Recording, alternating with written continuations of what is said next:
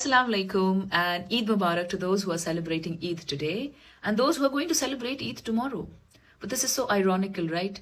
A religion that preaches universal brotherhood, the followers of this religion are celebrating Eid on two different days. And you know the weird thing in India?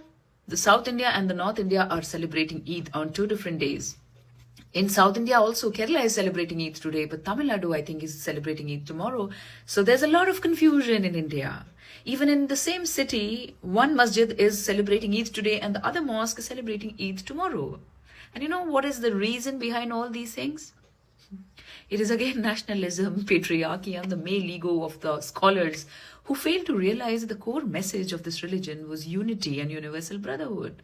You know, they rely upon two hadiths of the Prophet, which they have failed to interpret it in a way that unifies the entire ummah. In one of the hadith, the Prophet said that sight the crescent and start the fasting, and sight the crescent to end the fast. And if it is cloudy, then count the number of days. And he also said that two trustworthy witnesses are enough to start and end the fast.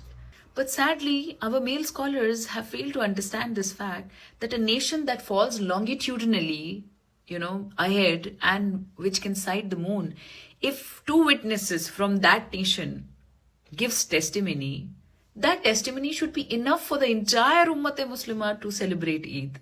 But no, nation comes in between and we are going to sight the crescent ourselves. So everybody individually should be citing the crescent themselves. Is that the logic behind interpreting that hadith, that cite your own crescent and then start the fast, cite your own crescent and then end your fast?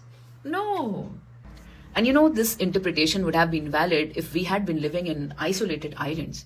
But now the entire continents are connected by TV, media, communication. Now the testimony from one nation can be easily communicated to the other nation. But, unfortunately, this consensus is never going to come because, men are involved in this and the ego, the nation fight and everything. But, in this, what women have to face? I am fasting today.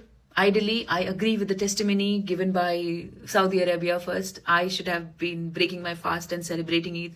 But my entire in-laws and my family members, they are going to celebrate Eid tomorrow. And celebration of a festival is a community thing. It is not about me imposing my ideology on anyone. It is a day of happiness, which everybody should be coming together and celebrating. So I think nationalism, patriarchy, and all sort of nonsense should not be dictating our happiness. What do you think?